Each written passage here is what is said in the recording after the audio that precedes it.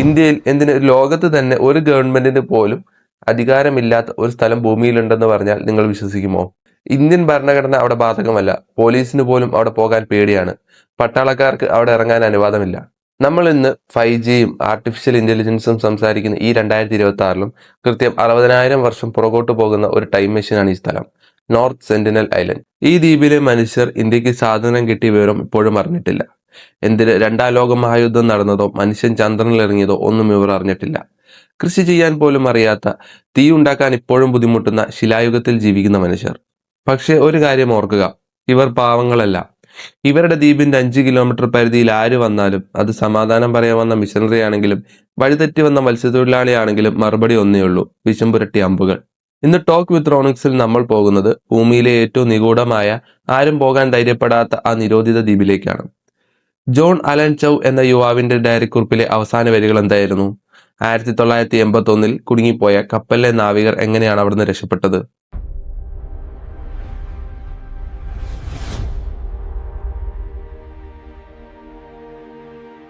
ആദ്യം നമുക്ക് ഈ സ്ഥലം എവിടെയാണെന്ന് നോക്കാം. ഇത് ആൻഡമാൻ നിക്കോബാർ ദ്വീപ് സമൂഹത്തിലാണ് വരുന്നത്. പോർട്ട് ബ്ലെയറിൽ നിന്ന് ഏകദേശം 50 കിലോമീറ്റർ ദൂരം.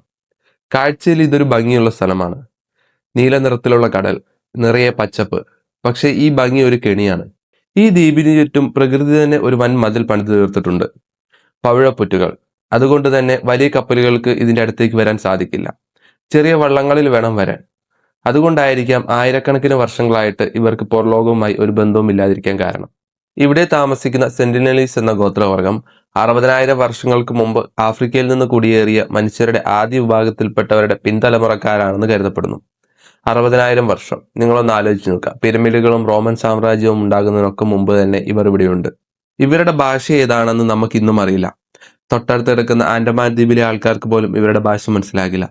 അതിനർത്ഥം ഇവർ പുറലോകവുമായി ബന്ധപ്പെട്ടിട്ട് ആയിരക്കണക്കിന് വർഷങ്ങളായി എന്നാണ്. ഇവർക്ക് എണ്ണാൻ അറിയില്ല.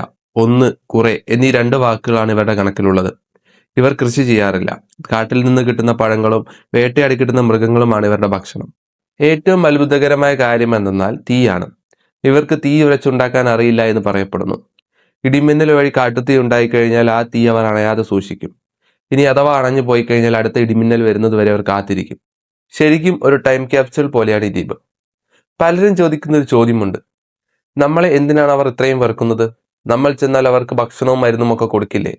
അപ്പോൾ നമ്മളെ കാണുമ്പോൾ അവർ അമ്പെയ്യുന്നത് എന്തിന്? അതിനൊരു ഉത്തരമുണ്ട്. ഇത് കിടക്കുന്നത് 1880-ലെ ചരിത്രത്തിലാണ്. ബ്രിട്ടീഷുകാർ ഇന്ത്യ ഭരിക്കുന്ന സമയം. മൗറീസ് വിഡൽ പോർട്ട്മാൻ എന്നൊരു നേവി ഉദ്യോഗസ്ഥൻ ആൻഡമാനിലുണ്ടായിരുന്നു. ഇദ്ദേഹത്തിന് ഗോത്രവർഗ്ഗക്കാരെ കുറിച്ച് പഠിക്കുന്നതായിരുന്നു താല്പര്യം. പക്ഷെ അദ്ദേഹത്തിന്റെ രീതികൾ വളരെ ക്രൂരമായിരുന്നു. 1880 ജനുവരിയിൽ പോർട്ട്മാനും സംഘവും കുറച്ച് പട്ടാളക്കാരും സെന്റിനൽ ദ്വീപിലിറങ്ങി. അവർ ദ്വീപ് മുഴുവൻ അരിച്ചു പെറുക്കി. സെന്റിനലുകൾ കാടിനുള്ളിലേക്ക് ഓടി ഒളിച്ചു. അവസാനം അവർ ഒരു വൃദ്ധരായ ദമ്പതികളെയും 4 കുട്ടികളെയും ബലമായി കപ്പലിൽ കയറ്റി പോർട്ട് ബ്ലെയറിലേക്ക് കൊണ്ടുപോയി. ശാസ്ത്രത്തിനു വേണ്ടിയുള്ള പരീക്ഷണം എന്നാണ് പോർട്ട്മാൻ ഇതിനെ വിളിച്ചത്. പക്ഷെ സംഭവിച്ചത് മറ്റൊരു വലിയ ദുരന്തമാണ്. പുറത്തെ വായുവും വെള്ളവും ആ വൃദ്ധ ദമ്പതികൾക്ക് താങ്ങാനായില്ല. രോഗാണുക്കൾ അവരുടെ ശരീരത്തിലേക്ക് കയറി. കുറച്ചു ദിവസങ്ങൾക്ക് ശേഷം ആ ദമ്പതികൾ മരിച്ചു.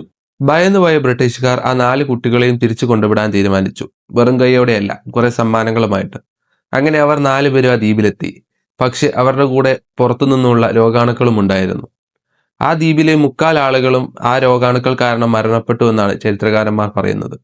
പുറത്തുനിന്ന് വന്നവർ തങ്ങളുടെ മുത്തശ്ശനെയും മുത്തശ്ശിയെയും തട്ടിക്കൊണ്ടുപോയി കൊന്നു. തിരികെ വന്ന കുട്ടികൾ കാരണം ദ്വീപിൽ മരണം വിതച്ചു. ഈ കഥകളായിരിക്കാം അവർ തലമുറകളോളം പറഞ്ഞു വന്നത്.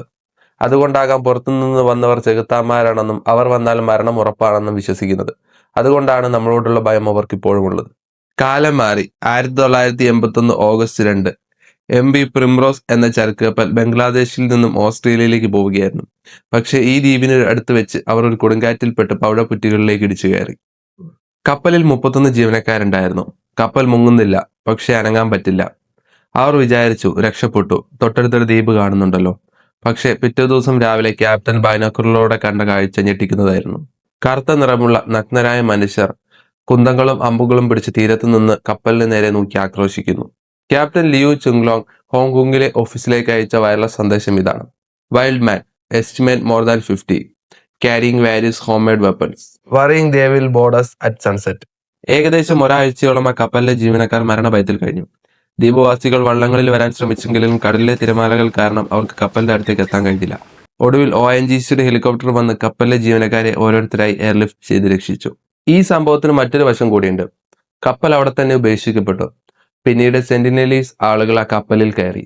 അതുവരെ കല്ലും മരവും മാത്രം ഉപയോഗിച്ചിരുന്ന അവർക്ക് ആ കപ്പലിൽ നിന്ന് ടൺ കണക്കിന് ഇരുമ്പ് കിട്ടി.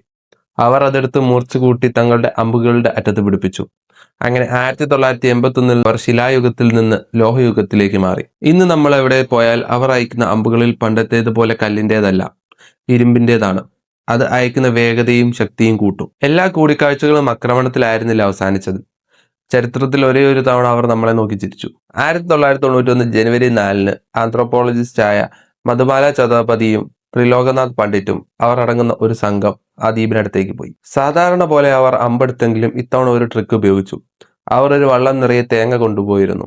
ആ ദ്വീപിൽ തെങ്ങുകൾ കുറവാണ്, പക്ഷെ അവർക്കാണെങ്കിൽ തേങ്ങ വളരെ ഇഷ്ടവും. അവർ തേങ്ങകൾ വെള്ളത്തിലേക്ക് എറിഞ്ഞു കൊടുത്തു. അത്ഭുതം സംഭവിച്ചു. ആയുധങ്ങൾ താഴെയിട്ട് ആദിവാസികൾ വെള്ളത്തിലിറങ്ങി തേങ്ങ എടുത്തു. മധുബാല എന്ന സ്ത്രീയെ കണ്ടതോടെ അവർക്ക് കൂടുതൽ വിശ്വാസമായി. അങ്ങനെ ചരിത്രത്തിൽ ആദ്യമായി പുറത്തുനിന്നുള്ള ഒരാൾ അവരെ സ്പർശിച്ചു. പക്ഷേ ഈ സൗഹൃദം അധികകാലം നീണ്ടു നിന്നില്ല. പിന്നീട് അങ്ങോട്ട് പോയവർ അവരോട് മോശമായി പെരുമാറാൻ തുടങ്ങി. അതോടെ വീണ്ടും അവർ പഴയ പോലെ അക്രമാസക്തരായി. ത്രിലോകനാഥ് പണ്ഡിറ്റ് തന്നെ പറഞ്ഞു, നമ്മൾ കാരണം അവർക്ക് രോഗങ്ങൾ വരും. അങ്ങനെ 1996 ഇന്ത്യൻ സർക്കാർ അങ്ങോട്ടുള്ള പ്രവേശനം നിരോധിച്ചു. അവർ ഒരു പോളിസി കൊണ്ടുവന്നു, ഹാൻഡ്സ് ഓഫ് ഐസ് ഓൺ, അതായത് ദൂരെ നിന്ന് നോക്കാം, അടുത്തു പോകരുത്. ഇനി നമുക്ക് 2018 ആ വലിയ ദുരന്തത്തിലേക്ക് വരാം. ജോൺ അലൻ ചൗ, 26 വയസ്സുള്ള അമേരിക്കൻ മിഷണറി. അദ്ദേഹം ഒരു ടൂറിസ്റ്റ് ആയിരുന്നില്ല. വർഷങ്ങളായിട്ട് അദ്ദേഹം ഇതിനുവേണ്ടി തയ്യാറെടുക്കുകയായിരുന്നു. അദ്ദേഹം EMT ട്രെയിനിങ് എടുത്തു, വാക്സിനുകൾ എടുത്തു, കുറച്ചു ദിവസം ക്വാറന്റൈനിലിരുന്നു. എല്ലാം ദ്വീപവാസികൾക്ക് രോഗം വരാതിരിക്കാൻ വേണ്ടിയിട്ട്. അദ്ദേഹം 25,000 രൂപ മത്സ്യത്തൊഴിലാളികൾക്ക് കൈക്കൂലി കൊടുത്ത് ദ്വീപിനടുത്തെത്തി. അദ്ദേഹത്തിന്റെ കയ്യിൽ ഒരു വാട്ടർ പ്രൂഫ് ബൈബിളും അവർക്ക് കൊടുക്കാനായിട്ട് ഫുട്ബോളും മീനും ഉണ്ടായിരുന്നു. ആദ്യത്തെ ദിവസം അദ്ദേഹം ദ്വീപിൽ കാലുകുത്തി. എന്നിട്ട് അദ്ദേഹം വിളിച്ചു പറഞ്ഞു, my name is John, I love you, Jesus loves you. മറുപടിയായിട്ട് ഒരു പയ്യൻ വില്ലെടുത്തു. അവൻ അയച്ച അമ്പ് ജോണിന്റെ കയ്യിലിരുന്ന ബൈബിളിൽ തറച്ചു. അദ്ദേഹം പേടിച്ച് തിരിച്ച് വള്ളത്തിലേക്ക് നീന്തി. അന്ന് രാത്രി അദ്ദേഹം തന്റെ ഡയറിയിൽ എഴുതിയ കാര്യങ്ങൾ വായിച്ചാൽ നമ്മുടെ കണ്ണു നിറയും. അദ്ദേഹം എഴുതി, God, I don't want to die. Who will take my place if I do? Oh God, I miss my parents. Why did a little kid have to shoot me today? His high pitched voice still lingers in my head. പക്ഷേ അദ്ദേഹം പിന്മാറാൻ തയ്യാറായില്ല. സാത്താൻസ് last strong hold എന്നാണ് അയാൾ ആ ദ്വീപിനെ വിളിച്ചത്. അദ്ദേഹം രാവിലെ മത്സ്യത്തൊഴിലാളികൾക്ക് ഒരു കത്ത് കൊടുത്തു, ഞാൻ മരിച്ചാൽ എൻ്റെ ബോഡി എടുക്കാൻ വരരുത്. എന്നിട്ട് അദ്ദേഹം ഒറ്റയ്ക്ക് ആ ദ്വീപിലേക്ക് പോയി. പിന്നീട് മത്സ്യത്തൊഴിലാളികൾ ദൂരെ നിന്ന് കണ്ട കാഴ്ച ഭയാനകമായിരുന്നു. അവർ ജോണിന്റെ കഴുത്തിലൂടെ കയറിട്ട് വലിച്ചിഴച്ചുകൊണ്ട് പോകുന്നു. എന്നിട്ട് അദ്ദേഹത്തിന്റെ മൃതദേഹം അവിടെ കടൽക്കരയിൽ കുഴിച്ചിട്ടു. ജോണിന്റെ കുടുംബം പിന്നീട് പറഞ്ഞു, ഞങ്ങൾ അവരോട് ക്ഷമിക്കുന്നു. ഇന്ത്യൻ പോലീസ് ആ ബോഡി എടുക്കാൻ ശ്രമിച്ചില്ല.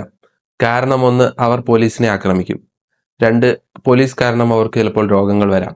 ജോൺ അലൻ ചൗവിന്റെ മൃതദേഹം ഇന്നും ആ മണലിൽ എവിടെയോ ഉണ്ട്. ജോണിന്റെ മരണം തെറ്റാണോ ശരിയാണോ എന്ന് വിധിക്കാൻ നമുക്ക് കഴിയില്ല.